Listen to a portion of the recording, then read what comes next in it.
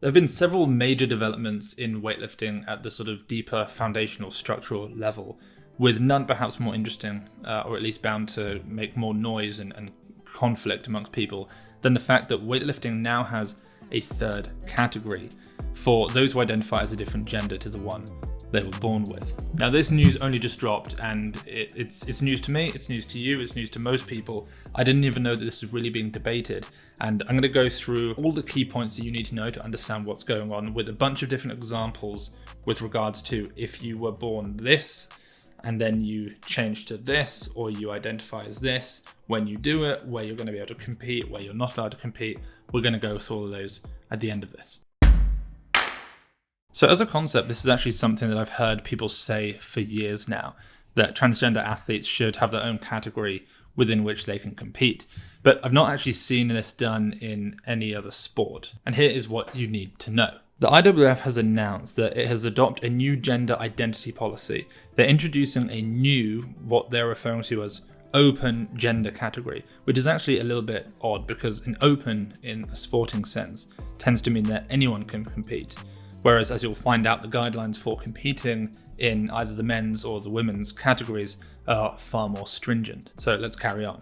And I'll go through it and then explain some examples of how this will actually work. What it essentially means is that those who compete in the men's or the women's category, which is of course up till now anybody, can only compete in the category of the gender they were originally born with, as long as they pass the hormonal standards, or who transitioned before puberty. Alright, I'm working. Okay. But what it doesn't allow is for people who've undergone surgery to compete for the new gender to which they identify. And that's going to obviously rustle some feathers and probably perk up the feathers of other people. It's going to increase the divide, that's for sure. I'm not playing games with you. So let's go through 3 examples. Example 1. The famous case in weightlifting of Laurel Hubbard. I'm sure you will remember this case, who of course made the news all over the world after transitioning to a woman and then climbing the women's ranks all the way to the Olympics. They would, under this new system, not be allowed to compete as a woman anymore, and they would be forced to compete either in the men's category or the new third category. The reason is, you cannot compete for the new gender that you claim to be or have become if you've done so after puberty. One of the problems here, of course, that is going to ruffle a lot of feathers is that essentially you're saying to Laurel Hubbard, either you have to identify as a gender that you do not identify as, i.e. a man, or you cannot go to the Olympics, because pretty sure this third category is not going to be a feature at the Olympic Games. Example 2. A boy who transitions to a girl before they reach puberty and who can show hormonal levels that are in keeping with all other women can compete in the women's category, and vice versa. So a girl who transitions before puberty to become a boy can then compete in the men's category as long as they remain below a certain testosterone level. Example 3. And this one, we've checked every square inch of the relatively long document that explains this whole thing, and I'm pretty sure this is right. It doesn't say that any particular requirement needs to be hit in order to compete in the third category.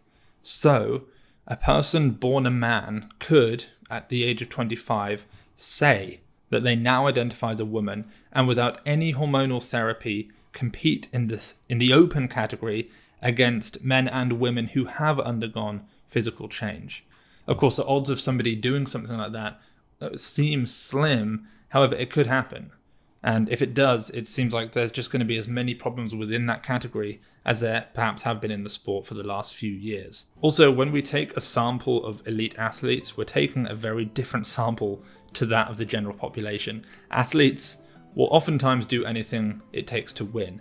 So we'll see what happens there. All sports are kind of having to tackle this issue at the moment. And what most sports are doing is they're moving in the direction of applying restrictions to the women's categories, making it hard for people to compete there unless they are born a woman at birth, and then making the men's category essentially an open category. That way it allows women who transition to men to be able to compete in the men's more open category. But it seems like weightlifting has gone the other way and has just straight up made a new category for people who have transitioned gender after puberty. And this new category, this third category, is supposed to be, in effect, very soon. Obviously, it's too soon now for Worlds, which, of course, we are streaming at Weightlifting House both live and on demand, so you can go get your tickets now at the early bird price. But for all the competitions after that, it seems like it's supposed to be going ahead. And are some countries going to ban this from happening because the acknowledgement of another gender basically falls so far out of their own social beliefs that they're just not going to let this happen? Like, we've got Qatar coming up in December.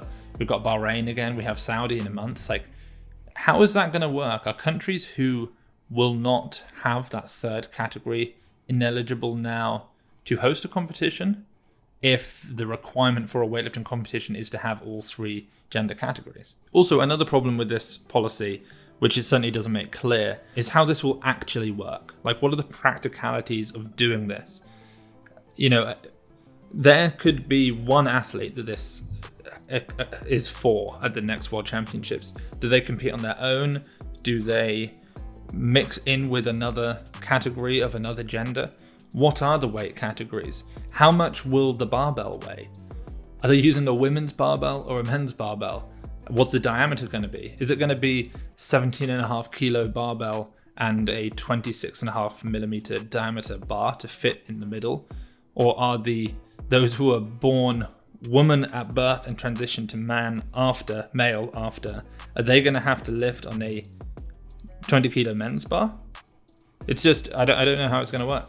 Anyway, I hope that I have explained this as reasonably and clearly as possible, and that you're all more informed about the situation than you were beforehand. Perhaps you've gone from 0 to 1 and you actually had no idea that this was even happening.